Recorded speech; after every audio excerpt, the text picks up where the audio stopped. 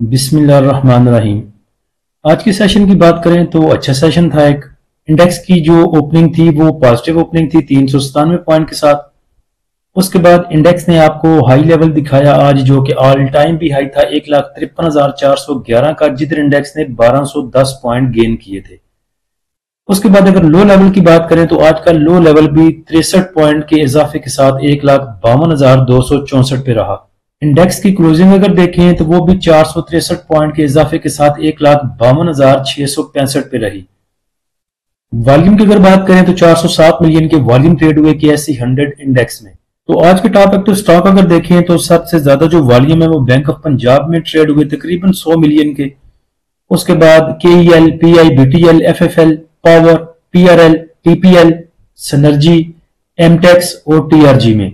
Market summary को अगर देखें तो 480 कंपनियों में काम हुआ, जिसमें से एडवांस रही 208, डिक्लाइनर रही 240 और 32 अनचेंज रही। नंबर ऑफ ट्रेड्स की बात करें तो 4,40,000 तकरीबन ट्रेड हुई, जिनकी वैल्यू थी 46 अरब और 5 करोड़। और वॉल्यूम की अगर बात करें तो 954 मिलियन के वॉल्यूम ट्रेड हुए। कल रात को हमारे प्रीमियम वाले एक भाई का मैसेज आया था।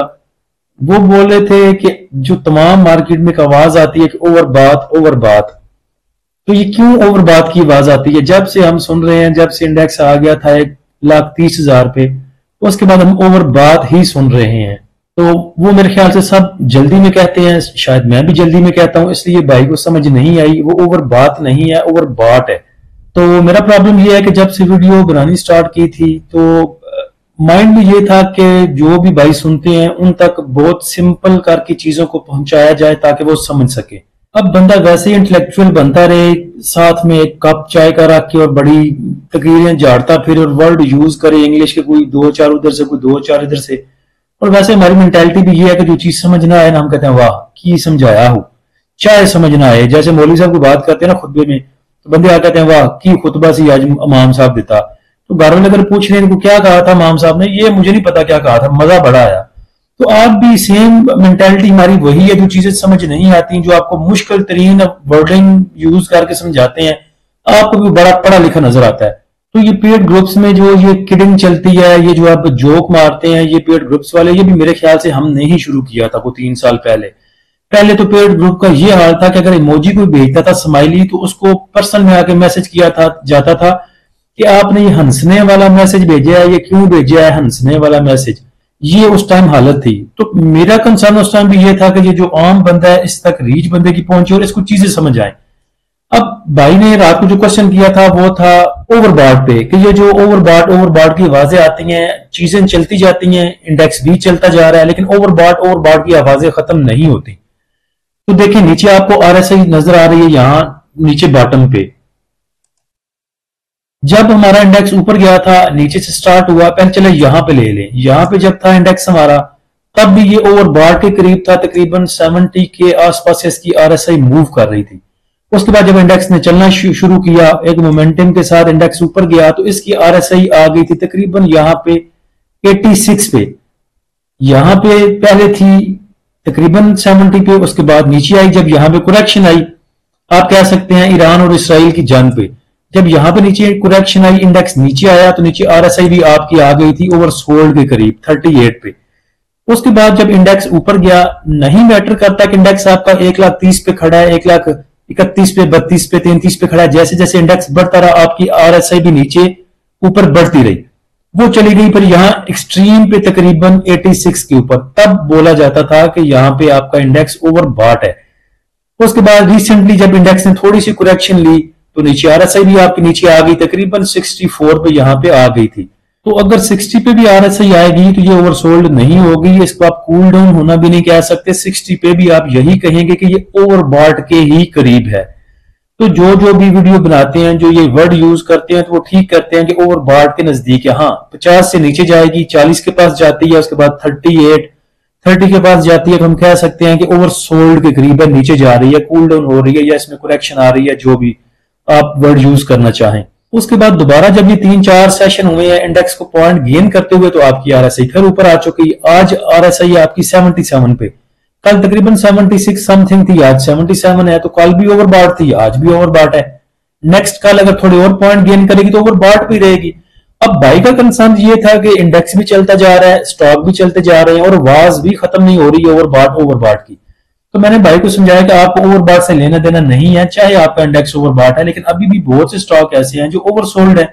एक साइड को देख लें, उसके बाद एटलस बैटरी को देख लें, बाकी एक दो स्टॉक है, उसके बाद एलसीआई को देख लें, और बहुत से स्टॉक हैं जिनकी आरएसआई अभी ओवरसोल्ड के करीब घूम रही है, तकरीबन 30, 32, 35, 40 से नीचे नीचे उनकी आरएसआई है।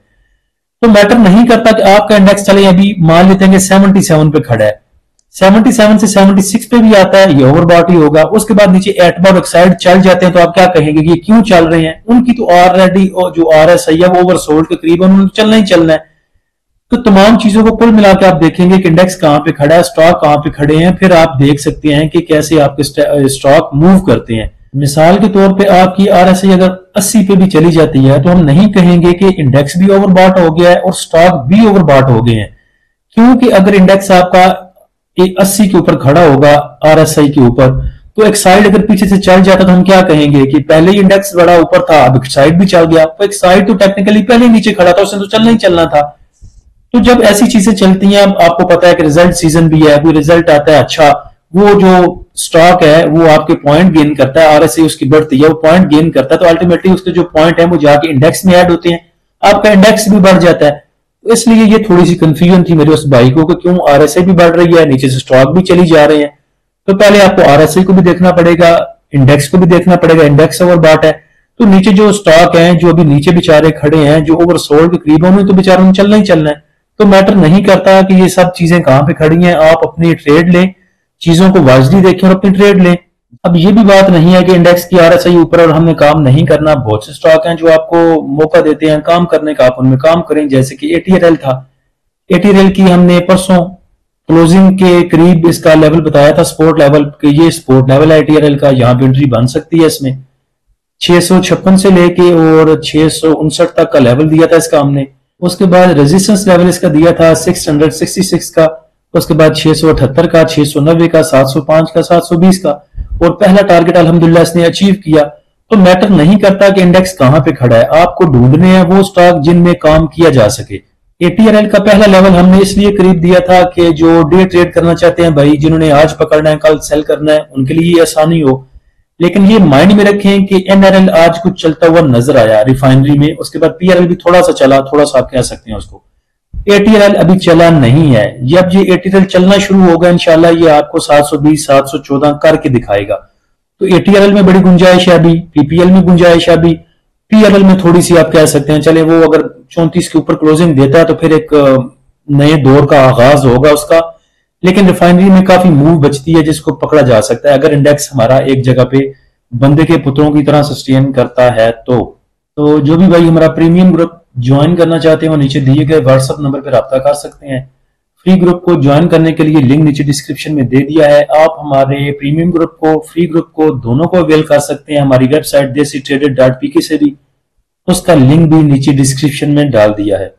उसके बाद करंट अगर इंडेक्स की सिचुएशन की बात करें आगे की, तो इंडेक्स आपका अभी तक जो है वो स्ट्रॉन्ग बुलिश ट्रेंड में है, क्योंकि 50 मूविंग एवरेजेस की बनती है कहीं नीचे 1,40,000 के करीब, और 200 मूविंग एवरेज की बात करें तो वो बनती है कहीं 1,20,000 के करीब जाके, तो उधर से तो काफी ऊपर ये आ चुका है। मैकडी की बात करें तो वो भी पॉजिटिव क्रॉसओवर को मेंटेन किए हुए है अभी तक। वॉल्यूम की बात करें तो वॉल्यूम भी ऐसे हैं कि जो इस ट्रेंड को सपोर्ट करते हैं। अब देखें 400 मिलियन के वॉल्यूम, 500 मिलियन के वॉल्यूम ट्रेड हो जाना भी एक अपने आप में मायने रखता है, और ये जो आपका एक पॉजिटिव ट्रेंड है उसको सपोर्ट करता है। नेक्स्ट अगर इंडेक्स के रेजिस्टेंस की बात करें तो तकरीबन 1,53,600 और उसके बाद 1,55,000, 1,56,000। सपोर्ट की बात करें तो सपोर्ट इंडेक्स के पास नीचे 1,49,400 पे, यहां तक पुल बैक एक आ सकता है। आप कह सकते हैं कि पुल बैक अगर इंडेक्स लेगा तो यहां तक नीचे आपकी सपोर्ट बनती है। उसके बाद नेक्स्ट जो सपोर्ट है नीचे 1,48,500 पे या 600 पे कह लें, और उसके बाद 1,46,500 पे। Sector wise top point contributor देखें तो सीमेंट सेक्टर, फर्टिलाइजर, टेक्नोलॉजी में आज मूव देखी गई, और नेगेटिव साइड पे रहे commercial banks, investment banks, pharmaceutical, textile. Top point contributor companies wise देखें तो एफएफसी ने सबसे ज्यादा पॉइंट ऐड किए, उसके बाद लक ने, systems, Mari, AKBL, bank of Punjab, DG Khan cement, और नेगेटिव साइड पे BHL, OGDC, HBL, Efert, Engro, BFL. आज के सेशन का पीपीलीपी देखें तो बायर हैं जी बैंक्स, ब्रोकर, फॉरेन इंडिविजुअल्स, थोड़े से इंश्योरेंस कंपनियां और ओवरसीज पाकिस्तानी ने 2 मिलियन का बाय किया। सेलर देखें तो सबसे बड़ा सेलर आपका फॉरेन कॉर्पोरेट्स 3 मिलियन के साथ, उसके बाद 4 मिलियन का बेचा म्यूचुअल फंड ने और 2 मिलियन का बेचा इंडिविजुअल्स ने। बैंक्स की बाइंग देखें तो 6 मिलियन का इन्होंने बाय किया डेट मार्केट में और बाकी कुछ खास इनकी कोई बाइंग नहीं है किसी भी सेक्टर में। थोड़ी सी बाइंग पावर में, थोड़ी सी ऑयल एंड गैस मार्केटिंग और थोड़ी सी टेक्नोलॉजी में। ब्रोकर ने बाइंग की है जी आज सीमेंट सेक्टर में 2.25 मिलियन की, और अदर सेक्टर में 1 मिलियन की, 0.5 मिलियन की कमर्शियल बैंक्स में, और उसके बाद थोड़ी सी टेक्नोलॉजी सेक्टर में 0.25 की। कंपनीज की बाइंग कुछ बहुत ज्यादा नहीं है किसी सेक्टर में भी। इंडिविजुअल को देखें तो इंडिविजुअल ने बाय किया है ज्यादा oil and gas exploration companies को और बाकी सेल किया है इंडिविजुअल्स ने आज, और 1 मिलियन का सेल किया टेक्नोलॉजी सेक्टर को। म्यूचुअल फंड को देखें तो म्यूचुअल फंड ने तकरीबन 6 मिलियन का सेल किया डेट मार्केट में और उठाया इसने 1 मिलियन का फर्टिलाइजर सेक्टर को और थोड़ा सा फूड एंड पर्सनल केयर को। टेक्नोलॉजी सेक्टर को देखें तो टेक्नोलॉजी सेक्टर में फॉरेन इन्वेस्टर की बाइंग, बैंक की बाइंग, ब्रोकर की बाइंग, उसके बाद कंपनीज की बाइंग। सेल किया है सिर्फ इंडिविजुअल्स ने और म्यूचुअल फंड ने भी इसको बाय किया और बाकी इदारों ने इसको उठा लिया। तो टेक्नोलॉजी सेक्टर मुझे लग रहा है कि इंशाल्लाह आगे चल के कोई बेहतर परफॉर्म कर सकता है। बाकी स्टॉक की बात ऊपर हो चुकी है जिन पे आपको नजर रखनी है। अल्लाह हम सब का हामी नासिर हो। इजाजत दीजिए, अल्लाह हाफिज।